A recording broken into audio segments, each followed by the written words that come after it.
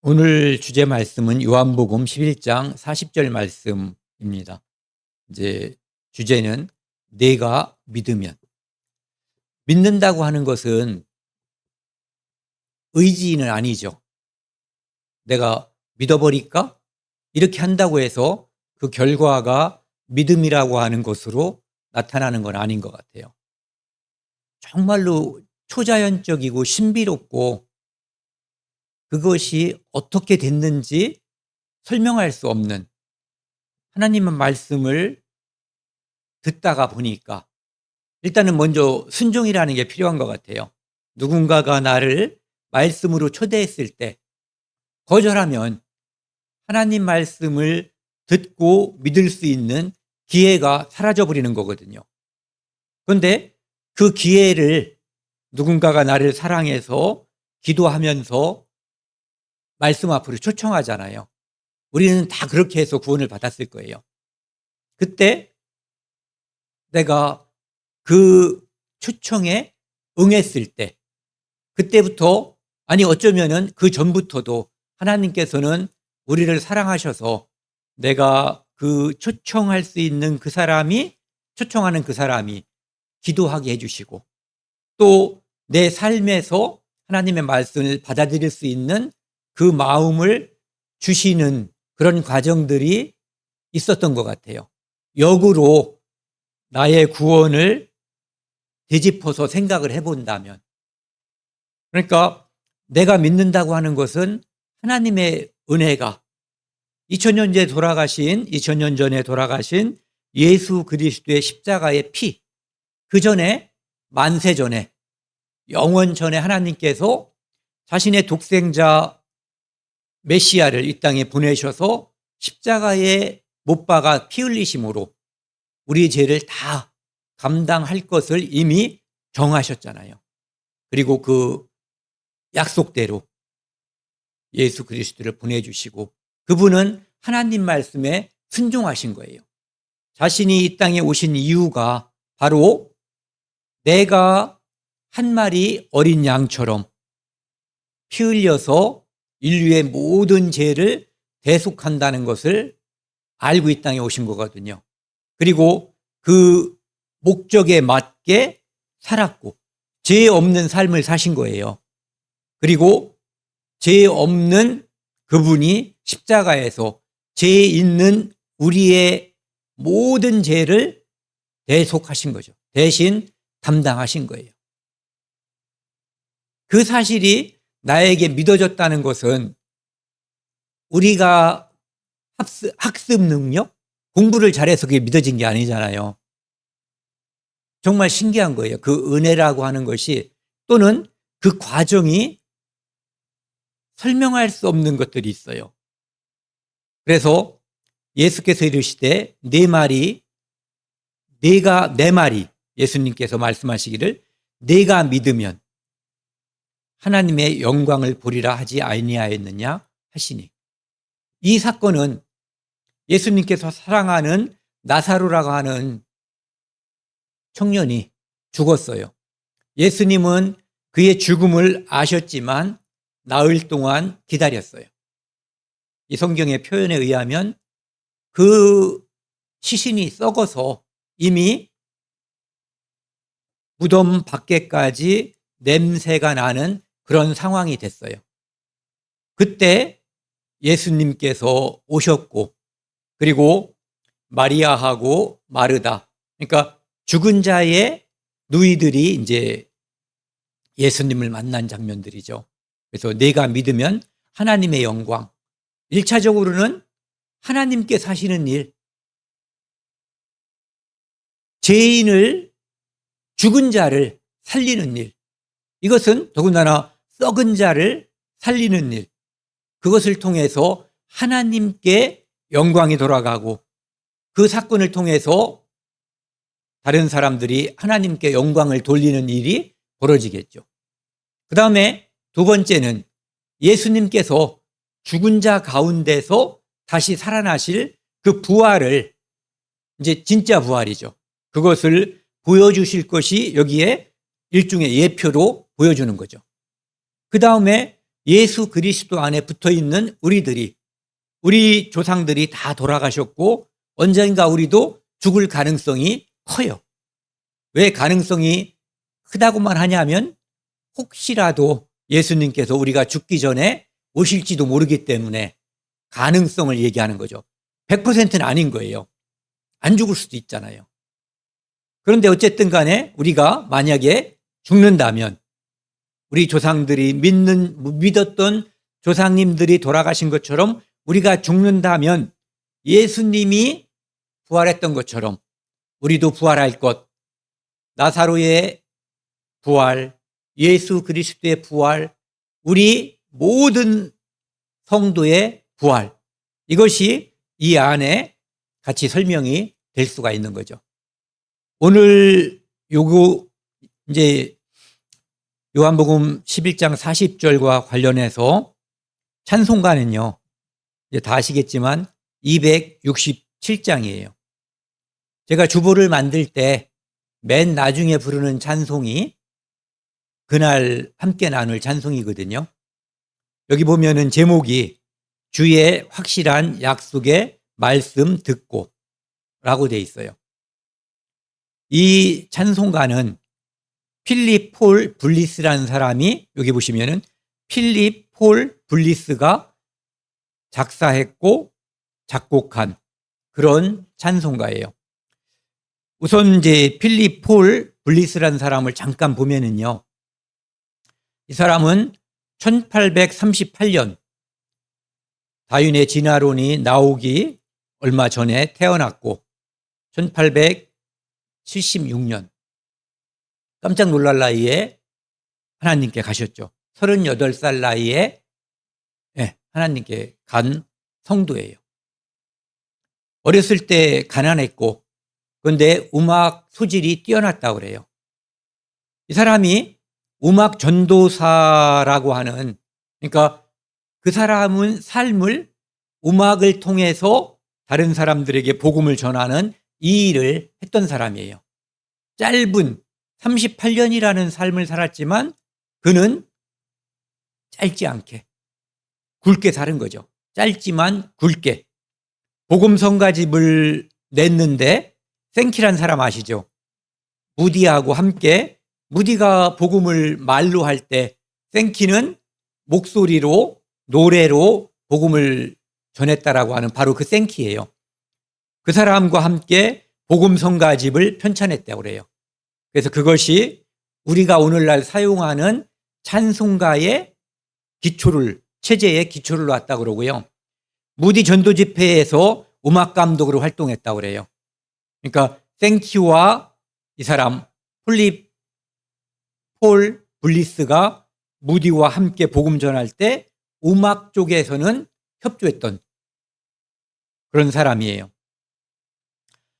여기 보시면 1876년 12월 기차여행 도중에 교량이 붕괴해서 죽었대요. 나이가 38세. 이 사람이 살 수가 있었는데 그 아내를 구하려고 하다가 죽게 됐다고 그래요. 그분이 이제 작사 작곡한 찬송 중에 우리가 익숙한 거 달고 오묘한 그 말씀 작사 작곡했고요. 찬송가 200장. 그다음에 내 평생에 가는 길 413장 작곡을 했고요. 그다음에 할렐루야 우리 예수 161장 작사 작곡을 한 분이에요. 그분이 작곡한 찬송이 오늘 우리가 함께할 267장 주의 확실한 약속의 말씀 듣고. 우리를 구원한 것은 하나님의 약속이거든요. 하나님은 예언이라는 형식을 통해서 이 땅의 사람들에게 하나님의 약속을 보여주셨어요. 그리고 증언이라는 방법을 통해서 하나님이 신실하신 분이라고 하는 것을 증명해 주셨어요. 하나님께서 말씀하시고 기록하신 그 말씀이 과연 신실하신 하나님 말씀처럼 그대로 이루어졌다라고 하는 것을 성경에서 증명하시는 거죠. 그것을 통해서 우리는 믿음이라고 하는 것이 생기는 거예요. 어떤 사람을 우리가 만나서 믿게 될 때 반복되는 만남을 통해서 그 사람을 믿게 돼요. 아, 이 사람은 정말 그리스도인 같다. 이 사람은 정말 믿을 만하다. 이 사람은 나도 닮고 싶다. 이럴 수도 있어요. 그런데 반복해서 만나면 만날수록 이 사람은 이상하네. 이 사람은 약속을 안 지키네. 이 사람은 도둑놈이네. 이 사람은 사기꾼이네. 이렇게 확신을 가질 수도 있는 거죠. 이것도 믿음이에요. 그런데 우리가 하나님을 통해서 성경을 통해서 얻는 믿음은 하나님의 신실하심을 통해서 얻게 되는 참다운 믿음이 되는 거죠. 그 믿음의 결과는 영생이에요. 제사함으로 말미암는 구원, 영생. 가사를 한번 보면은요. 같이 읽을까요? 주의 확실한 약속의 말씀 듣고 주만 믿으면 구원을 얻으리라. 할렐루야, 할렐루야. 내가 예수를 믿어 그의 흘리신 피로 내 죄 씻었네.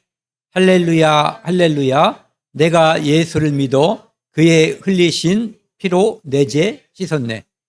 지금부터는 이제 후렴은 빼고 읽겠습니다. 2절. 나의 갈 길이 험하고 위험하나 항상 예수의 도우심 믿고 가네. 주의 보좌에 천사들 둘러서서 우리 구주를 높이어 찬양하네. 예언자들과 왕들도 반열대로 황금길 따라 나와 찬송하네. 우리 모두 다 그 반열 함께 즐거운 찬송을 부르리라. 1절부터 같이 보겠습니다. 주의 확실한 약속의 말씀 듣고 주만 믿으면 구원을 얻으리라. 다른 조건이 없어요. 키가 하한선, 상한선 이런 게 없죠. 그렇죠? 생김새에 대한 상한선, 하한선 같은 게 없어요.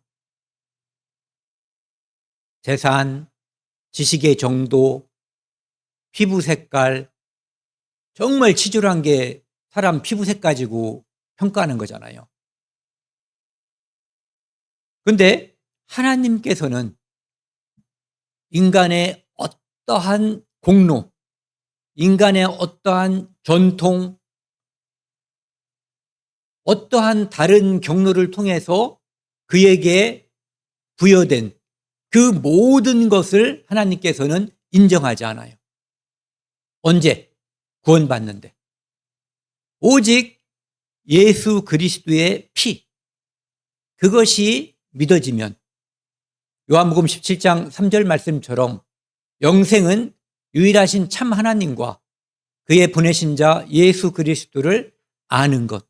아는 것이 믿는 것으로 내 마음속에 아멘으로 화합이 될 때, 그때 비로소 믿음이 우리 안에, 영생이 우리 안에 주어지는 거죠. 주의 확실한 약속의 말씀. 하나님의 말씀은 늘 확실해요. 약속이라는 표현을 쓰지 않고, 약속, 언약, 맹세라는 표현을 쓰지 않아도 그분의 말씀은 늘 확실하죠. 그런데 그분은 어떤 때는 약속한다라고, 언약한다고, 맹세한다고. 도대체 이게 말이 돼요? 하나님이 우리에게 일방적으로 유리한 그런 것을 우리에게 주시면서 맹세까지 한다는 거. 엄마가 아기한테 내일 내가 자전거 사줄게. 지난번에도 약속 안 지켰잖아. 이런 경우에는 엄마가 맹세할 수도 있어요. 왜? 전에 안 지켰으니까 이번에는 내가 맹세도 하는 거죠. 그런데 하나님은 그런 분이 아니에요. 맹세라고 하는 것이 필요 없는 분이거든요. 그런데 그런 분께서 우리에게 더 큰 확신, 그것을 주기 위해서 맹세도 하시고 약속했다고 하시고 언약을 주시는 분인데 그분의 말씀을 들으면, 믿음은 듣기만 하면 로마서 10장 17절 말씀처럼 믿음은 들으면서 오고 들음은 그리스도의 말씀으로 말미암는 거예요. 주만 믿으면, 아까도 말씀드렸지만 아무것도 소용없어요. 구원받는 데는 오직 예수 그리스도의 피만이 우리를 구원할 수 있는 거예요. 그래서 주만, 우리 요 조사라고 하는 요 조사가 참 재밌는 거잖아요. 좋은 거잖아요. 주만 믿으면 다른 것은 안 된다는 거예요. 구원을 얻으리라. 우리는 구원을 얻은 것이죠. 이미 과거에. 에베소서 2장에 보면은요. 너희는 그 은혜에 의하여 믿음으로 말미암아 구원을 받았으니. 자, 하나씩 보자고요. 은혜에 의해서. 은혜는 하나님께서 일방적으로 주시는 거예요. 내 노력, 내 공로와 관계없다는 거죠. 어느 정도 관계없다고요? 100% 관계없는 거예요. 즉 전혀 관계가 없는 거죠. 오직 그분의 은혜에 의해서. 만나를, 이스라엘 민족이 만나를 먹게 된 것은 하나님께서 일방적으로 주셔서 먹은 거죠. 만나를 내가 주워다가 먹었으니까 내 공로라고 말할 수 있어요? 네.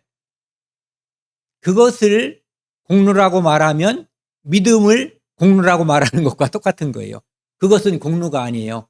하나님께서 일방적으로 내려주신 은혜에 우리가 반응하는 거죠. 그러니까 믿음도 은혜고 만나도 은혜인 거예요. 구원도 은혜인 거죠. 그래서 믿음으로 다른 것이 소용없다는 거예요. 주만 믿으면, 예수 그리스도의 피만 믿으면 구원을 말미암아 구원을 받았으니 이것은 너희에게서 난 것이 아니요 당연히 은혜니까 선물이라는 거죠. 뭐 자주 그런 얘기를 하잖아요. 선물을 큰 걸 받았어요. 그런데 너무 미안해. 그래서 주머니 뒤지니까 다행히 100원이 있어요. 또 이거라도. 그러면은 은혜를 사려고 하는 거죠. 그것은 은혜를 은혜되게 하지 않고 은혜를 모욕하는 거예요. 내 공로로, 내 힘으로 은혜를 사려고 하는 거죠. 행위에서 난 것이 아니다라고 되어 있어요. 그 다음에 로마서 10절에 보면은, 10장에 보면은요, 이제 로마서 10장은 약간 먼저 생각해 볼 것이 사도 바울이 로마에 보낸 편지인데, 특별히 9장, 10장, 11장에서는 유대인에 관한 자기 동족이 구원받았으면 좋겠다라고 하는 간절한 소망이 그곳에 펼쳐져 있는 거예요. 그러니까 내가 만일 입으로 예수를 주로 시인하며 또 하나님께서 그를 죽은 자 가운데서 살리신 것을 내 마음에 믿으면 구원을 얻으리니. 처음에 사도들이 복음을 전할 때 가장 중요한 게 뭐였냐면은 예수 그리스도께서 죽은 자 가운데서 부활했다는 거예요. 그것은 무슨 뜻이냐면은 그분이 메시아, 그분이 그리스도라는 것, 그분이 구세주라는 것을 말하는 거예요. 구약 전체가 유대인들에게 오실 그리스도를 설명한단 말이에요. 그런데 지금 이스라엘 민족이 십자가에 못 박아 죽인 그가 바로 메시아라는 것. 그리고 그 메시아라는 게 무엇으로 증명되냐 하면은 물론 구약 성경이 있는데 이거와 이것을 같다고, 기록과 현상을 같다고 인정을 안 하니까 부활을 통해서 그분이 메시아임을, 능력으로 하나님의 아들임을 증명했는데도 불구하고 믿지 않는 거예요.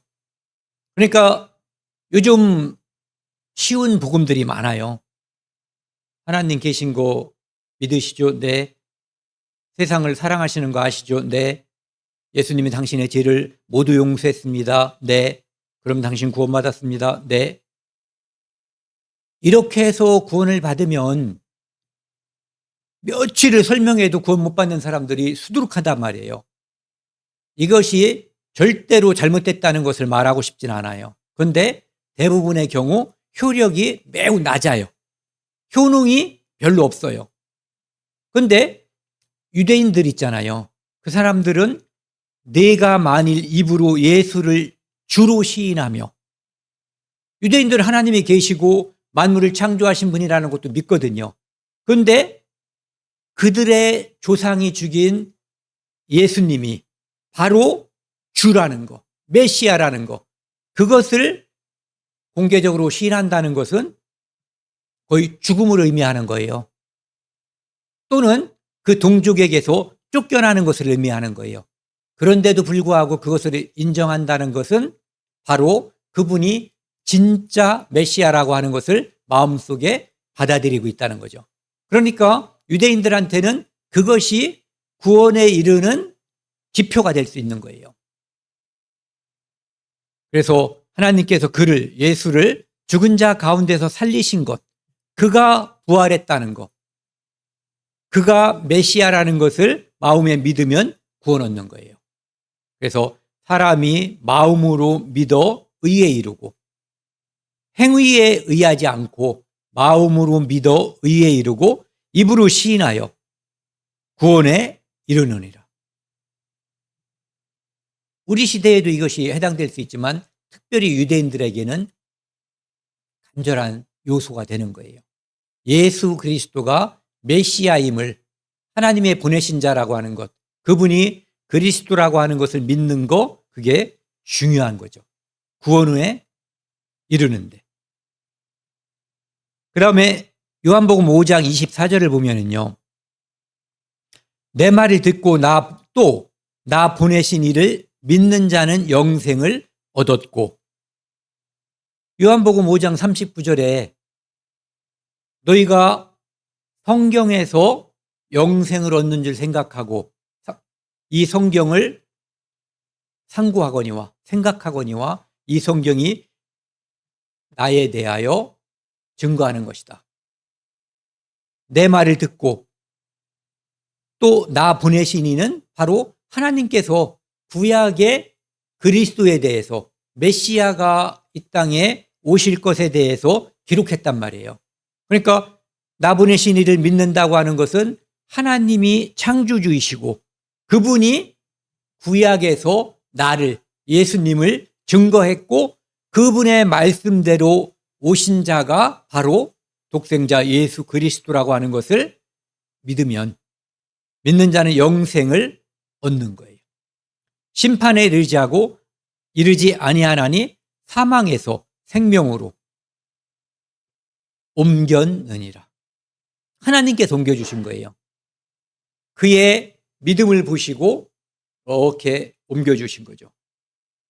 우리는 이 땅에서 지금 살고 있지만 우리 신분이 바뀌었어요. 죄인에서 의인으로 바뀌었고 마귀 새끼에서 하나님의 자녀로 이미 바뀌었어요. 사망에서 생명으로 옮겨진 자들이죠. 그러니까 구원이라고 하는 것이 이미, 우리는 신분이 바뀌었잖아요.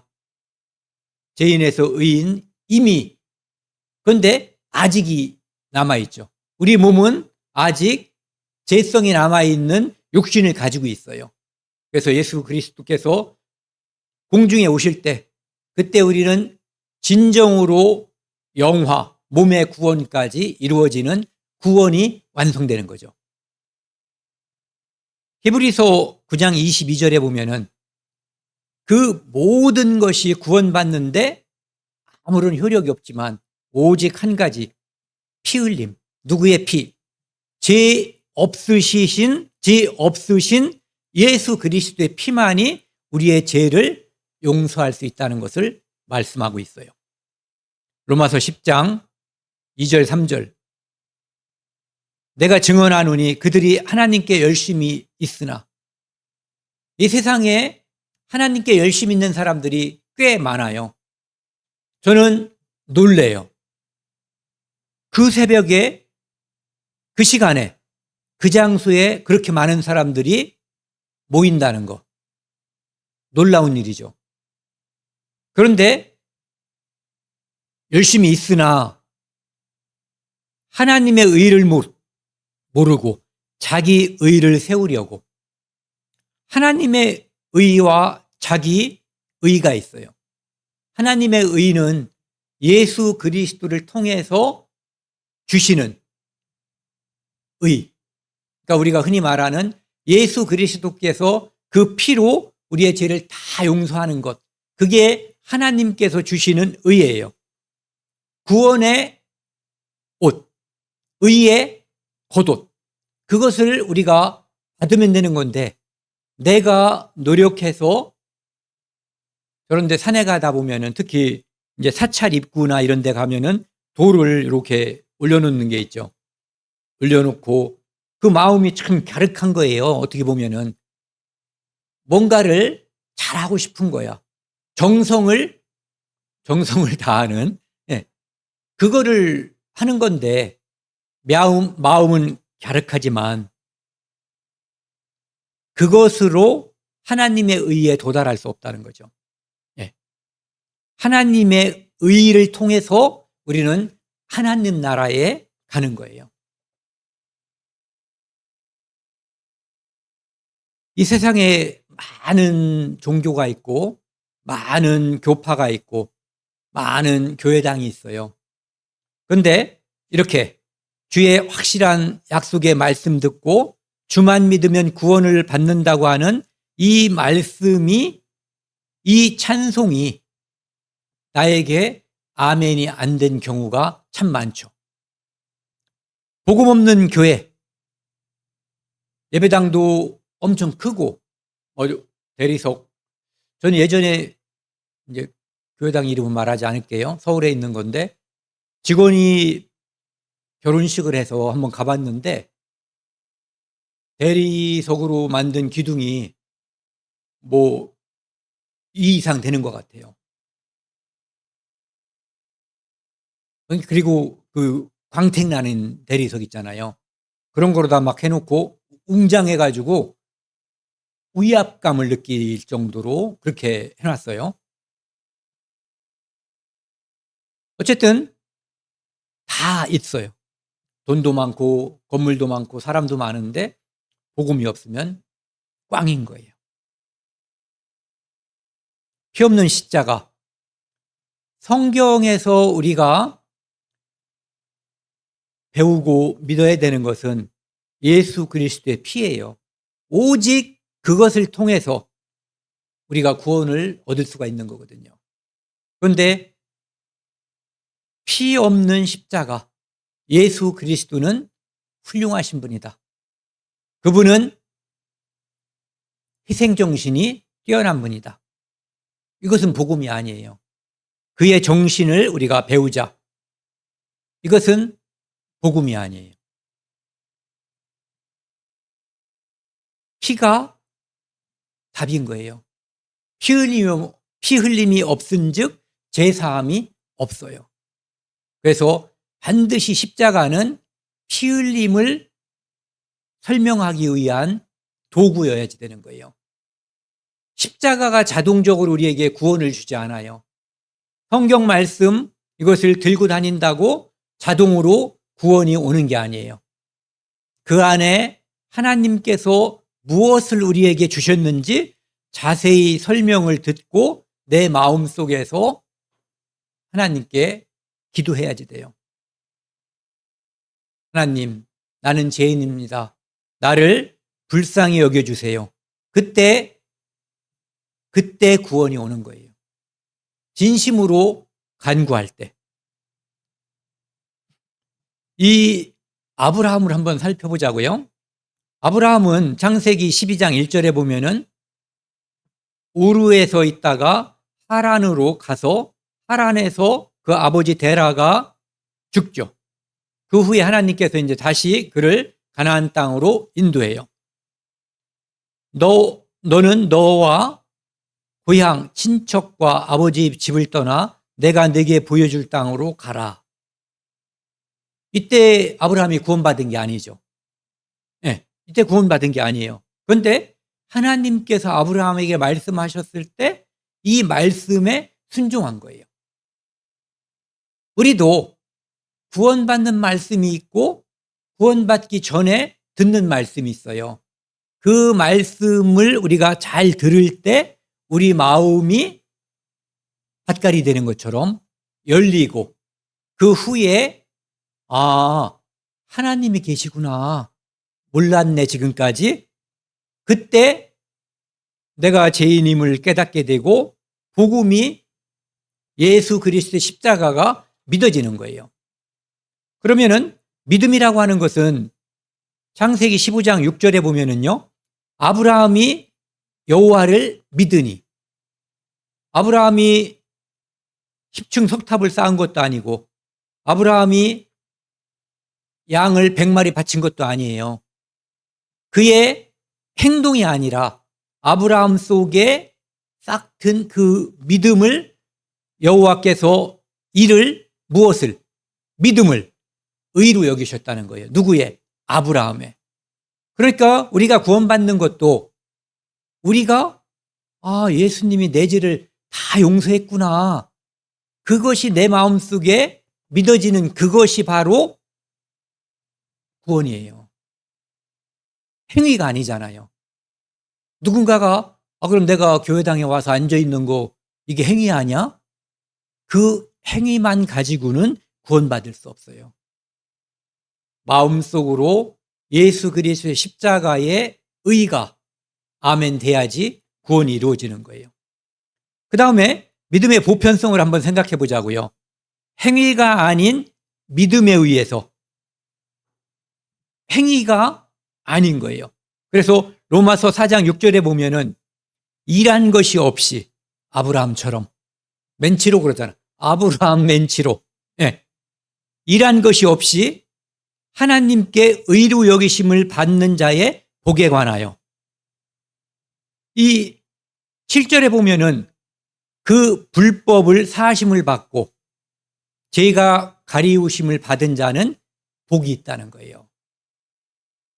행위가 아니라 하나님께서 해주시는 거예요. 그래서 이제는 그럼 구원받은 사람의 반응이 있어요. 이 반응이 없으면 구원받았는지 아닌지 누군가 평가를 못해요. 우리는 그 마음을 다 모르기 때문에. 하나님은 아시죠. 그런데 인간끼리는 그 사람의 구원을 함부로 말할 수 없어요.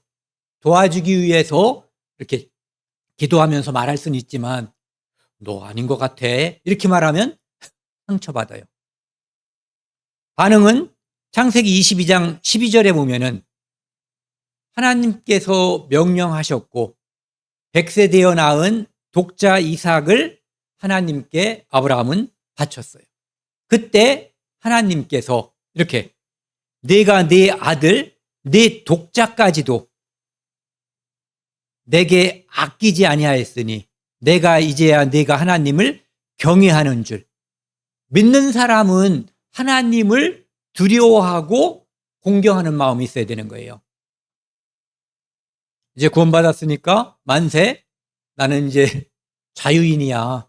내 마음대로 살 거야. 이것은 구원받은 사람이 취해야 될 행동 중에 일부예요. 네. 그 자유가 없다는 게 아니에요. 네. 그 다음에 히브리서 11장 19절에 보면은요. 아브라함이 하나님께서 능히 이삭을 죽은 자 가운데서 다시 살리실 줄로 생각했어요. 그걸 믿은 거예요.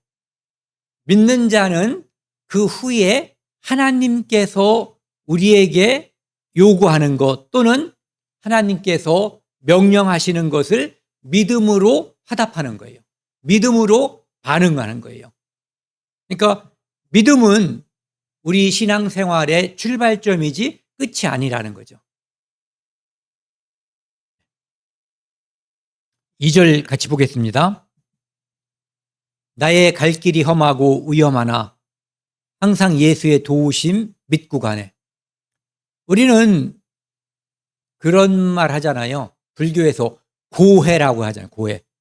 이 세상은 고통의 바다라는 거예요. 불교 신자가 아니어도 대부분의 사람들이 많이 수긍하는 말이에요. 이런 사람들이 구원받는데 더 한 발자국 가까이 가 있는 거예요. 나는 이 세상이 고통의 바다라는 거 인정이 안 돼.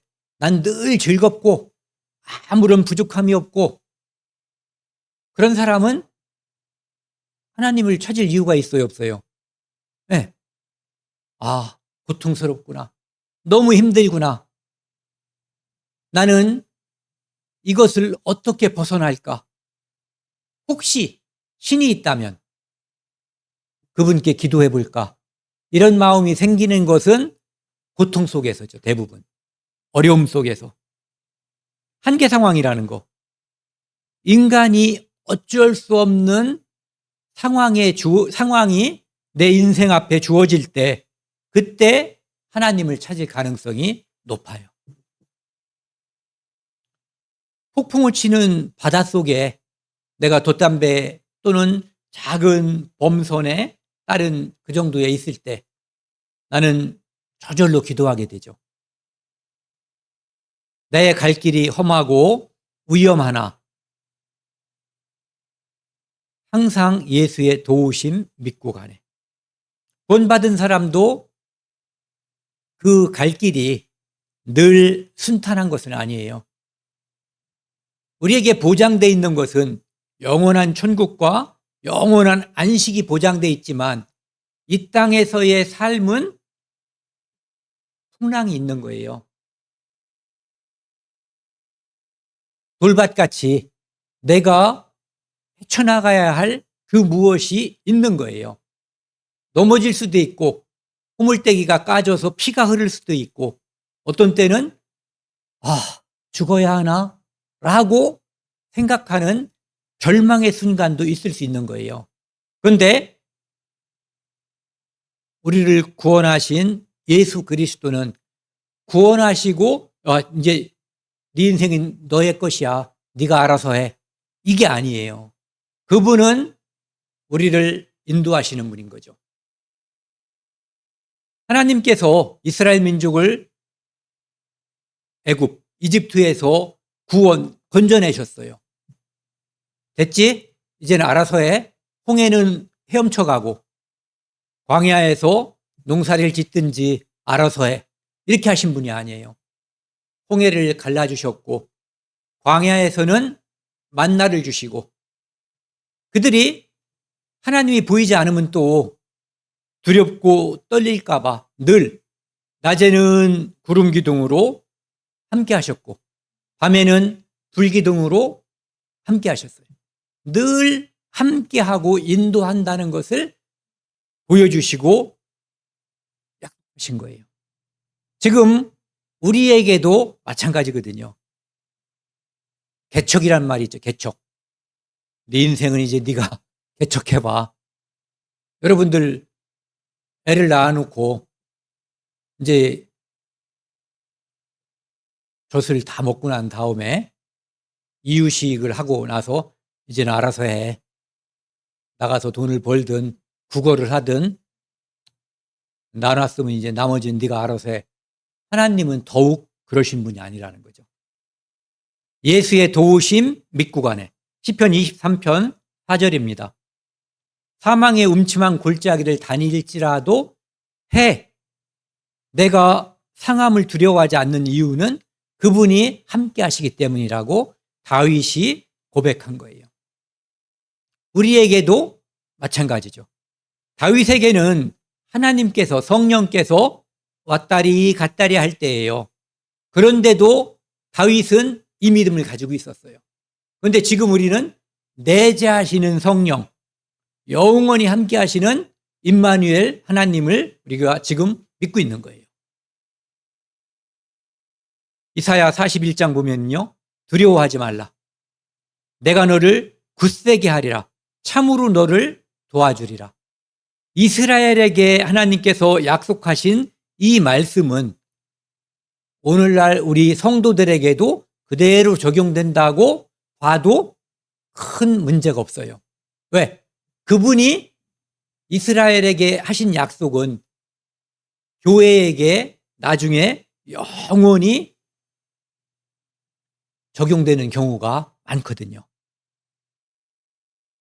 마태복음 28장 20절.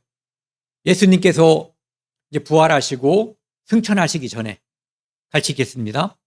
볼지어다 내가 세상 끝날까지 너희와 항상 함께 있으리라. 성령은 함께 계신 거예요. 나랑 함께 있지 않다라고 생각하는 것은 내가 딴짓하는 거예요. 그래도 함께 있어요. 그 다음에 히브리서 13장 6절에 보면은요. 주는 나를 돕는 이시니 내가 무서워하지 아니하겠노라. 사람이 나를 어찌하리요.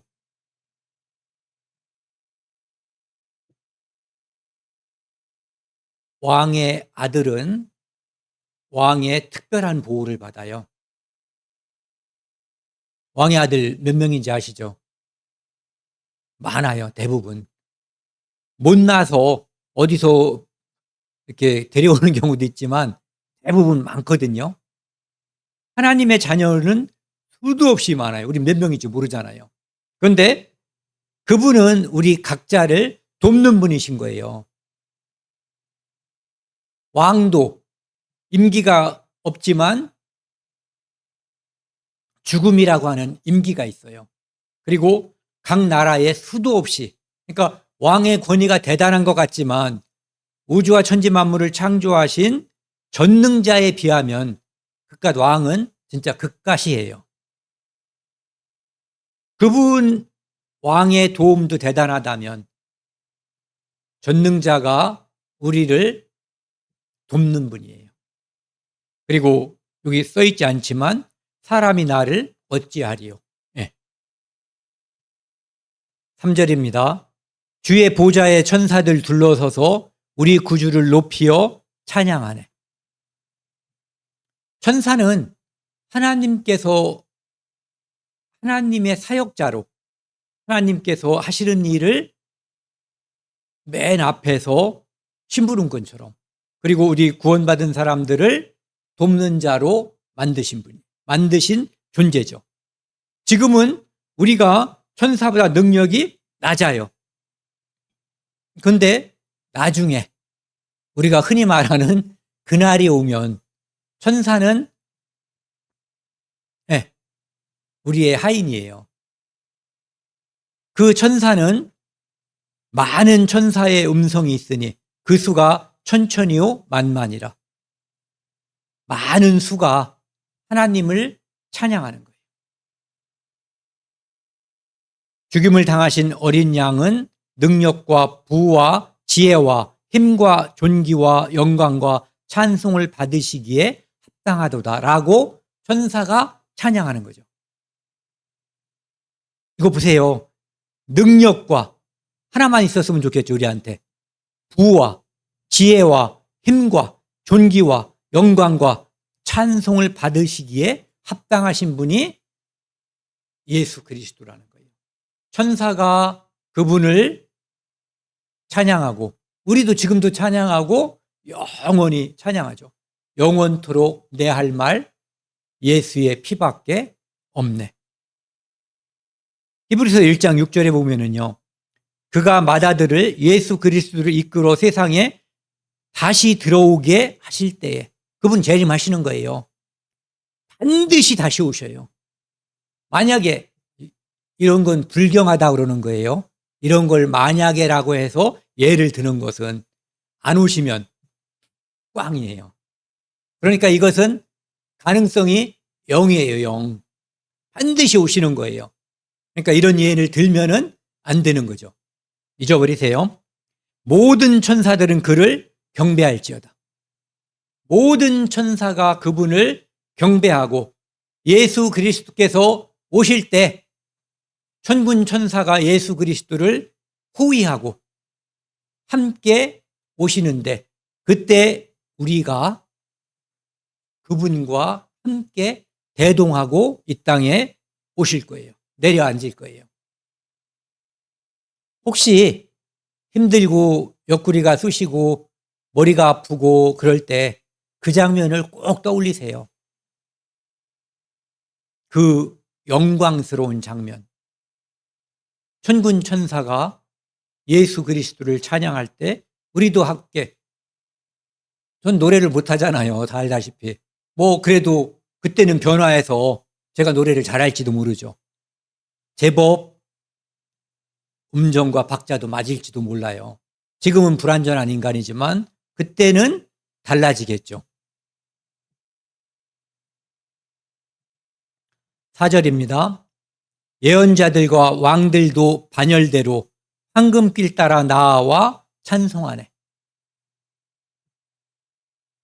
구약시대부터 지금까지 구약시대에 하나님을 믿어서 의롭다고 인정을 받은 사람들, 그 다음에 신약시대에 예수 그리스도의 피를 믿어서 하나님께 의롭다 하심을 받은 자들, 그들이 예전에는 뭐 예언자들도 있고 다윗이라든지 이런 사람들, 왕들도 있고 반열, 그 등급 서열 순서대로 황금길 아시죠?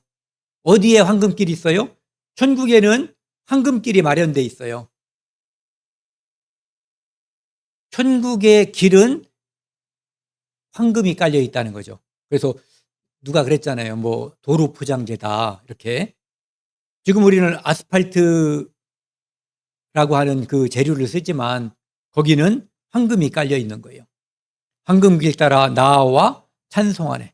그러니까 쉽게 말해서 좀 전에 3절에서는 천사들도 찬송하고 이제는 모든 시대를 통틀어 하나님을 경외하고 예수 그리스도를 통해서 구원받은 모든 믿음의 사람들이 함께 천국에서 그분을 찬송한다는 거예요.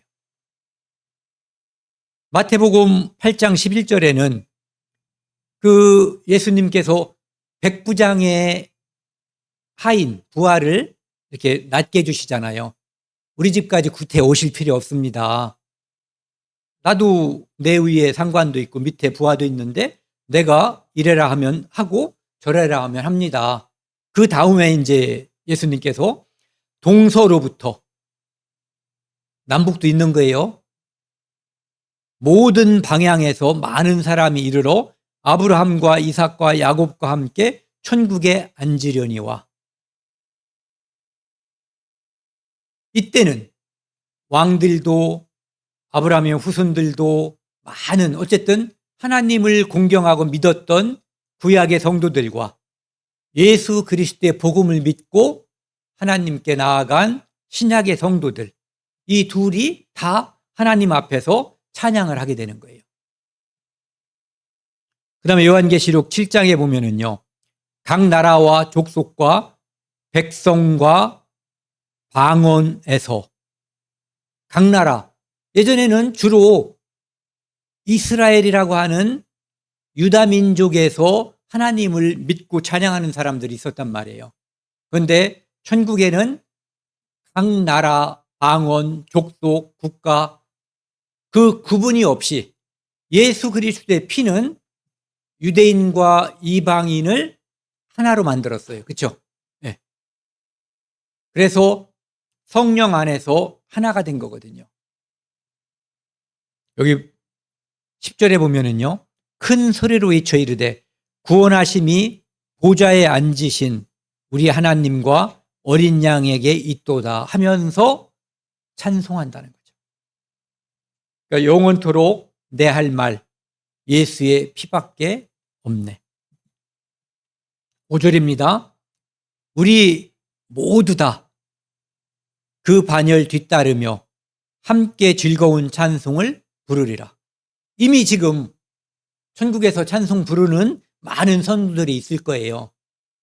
우리 차례에 우리 순서가 되면은 우리도 그렇게 할 거라는 거죠. 우린 천국 가면은 아담도 만날 거예요. 하와도 만나겠죠. 아벨, 형한테 죽었지만 아벨도 만날 테고, 셋도 만날 테고, 노아도 만날 테고, 뭐 다윗 왕도 만날 테고, 또 누구 좋아하세요? 솔로몬도 만날 테고, 많은 사람들, 요셉도 만날 테고, 야곱의 아들 요셉이요. 네. 많은 사람들을 만날 거예요. 그 반열에 따라서 우리도 함께 찬송할 거라는 거죠. 이 영광스러운 무리 안에 내가 있다는 거. 이게 바로 영광에 속한 거예요. 내가 지금 우리는 이 땅에서 사람들이 우리를 평가할 때 중간도 안 된다고 생각할 수도 있고 나는 힘든 사람이야 라고 생각할 수도 있어요. 그런데 거기 가면 그 나라는 가장 고귀하신 그분이 왕이 되시고 나머지가 함께 그 반열에 따라서 즐거운 찬양을 천군 천사가 우리의 심부름꾼이 되는 거기가 어떤 곳인지 다 알 수가 없잖아요. 다만 말할 수 없이 대단할 거예요. 말할 수 있었다면 설명이 충분히 가능하다면 바울이 많이 써놨을 거예요. 우리의 언어로 다 설명이 안 되기 때문에 다 못 썼을 가능성이 커요. 히브리서 12장에 보면은요. 구름같이 둘러싼 허다한 증인들. 누구예요? 하나님을 믿는다는 그 믿음 때문에 이 땅에서 누군가에게 희생당하고 누군가에게 조롱당하고 심지어는 죽음을 당한 그 많은 사람들이 있어요. 믿음장이라고 하는 히브리서 11장에 나와 있는 그런 사람들. 그 사람들이 다 증인인데 나도 증인이죠. 나도 예수 그리스도의 십자가에서 피 흘리심과 부활하심의 증인인 거예요. 그것이 내 마음속에 이루어졌기 때문에 나도 그 찬양하는 대열에 함께하는 거죠. 믿음의 주요 온전하게 하시는 이인 예수를 바라보자. 우리를 온전하게 하는 것은 나의 노력, 공로가 아니라 그분의 피가 정말 대단하지 않아요? 우리는 부모 자식 간에도 용서를 다 못해요. 앙금이 있어요. 그런데 하나님은 우리가 무슨 죄를 졌는지 다 알잖아요. 몇 가지인지 우리는 모르지만 그분은 다 아시는 거예요. 그리고 구원받은 후에 지을 죄까지도 그분은 통찰력, 예지력, 미래를 없는 것처럼 우리는 시간 속에 살고 있기 때문에 과거와 현재와 미래가 존재하지만 그분은 그냥 다 아시는 거잖아요. 그런데 그것까지도 용서했다는 거죠. 네. 그래서 그분이 그 사랑으로 우리를 긍휼히 여기는 마음으로 우리를 온전케 했기 때문에 우리가 온전하게 된 거예요. 그래서 우리는 나 자신이 용서를 받은 그것 때문에 우리 가족들, 우리 형제 자매들 다 같이 불완전한 요소거든요. 불완전한 존재들이에요. 내가 불완전하고 상대도 불완전한 거거든요. 그래서 긍휼히 불쌍히 여기는 마음, 이해하려는 마음. 우리는 이해하기 어려워요. 왜? 다 모르기 때문에. 그런데 그 노력이 필요한 거죠. 요한계시록 19장에 보면은 이제 7년 환란이라고 하는 그 환란이 끝나고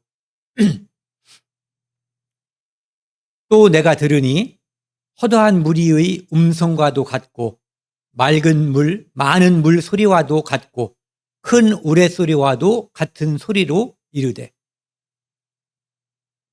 그 찬양대, 성가대 이런 거 있잖아요.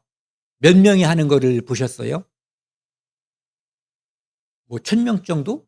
아니면 뭐 여의도에서 그 전에 이렇게 부활절 행사라든지 그런 거 하면은 뭐 때가 엄청 크잖아요.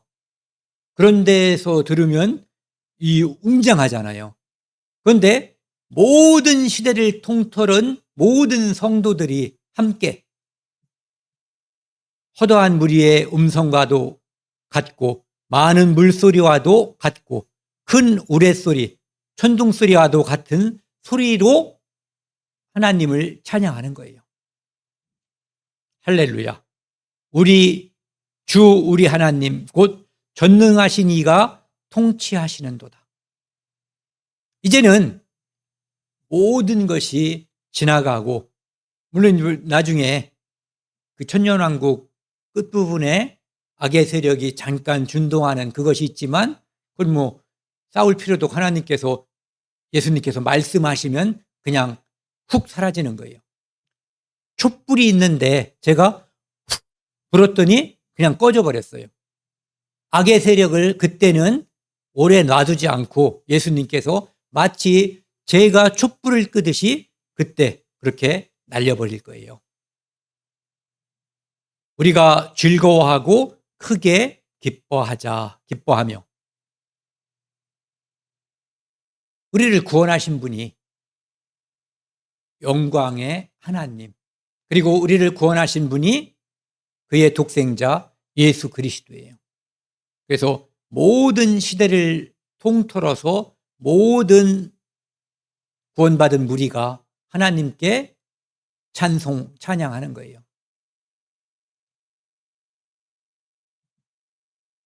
후렴입니다. 후렴은 2번 있더라고요. 똑같은 게. 할렐루야 할렐루야 내가 예수를 믿어 그의 흘리신 피로 내 죄 씻었네. 할렐루야 할렐루야 내가 예수를 믿어 그의 흘리신 피로 내 죄 씻었네. 예수의 피만이 우리의 죄를 용서하는 거예요. 모든 죄를. 그래서 아까도 한번 봤지만 히브리서 9장 22절에 피 흘림이 없은즉 죄사함이 없고요. 로마서 5장 9절에 우리가 그의 피로 말미암아 의롭다 하심을 받았으니, 이 피가 우리의 의롭다 하심의 유일한 근거가 되는 거예요. 요한계시록 1장에 보면은요, 우리를 사랑하사 그의 피로 우리 죄에서 우리를 해방하시고, 누가? 예수님께서. 우리를 나라와 제사장으로 삼으신 그에게 능력과 영광과 능력이 세세토록 있기를 원하노라. 아멘. 이게 모든 시대를 통틀어서 믿어진 사람들의 공통된 간증이라고 볼 수 있죠. 예수님께서 이 땅에 오셔서 니고데모에게 예수님께서 하나님이 세상을 이처럼 사랑해서 독생자를 주셨다고. 그래서 그를 믿는 자마다 멸망하지 않고 영생을 얻게 하심이라 라고 말씀하셨어요. 그래서 오늘 이제 찬송가 267장을 통해서 하나님께서 우리에게 어떤 사랑을 줬는지, 그리고 우리가 어떻게 그 사랑을 믿고 찬양하게 됐는지 함께 나누었습니다. 여기까지 하겠습니다.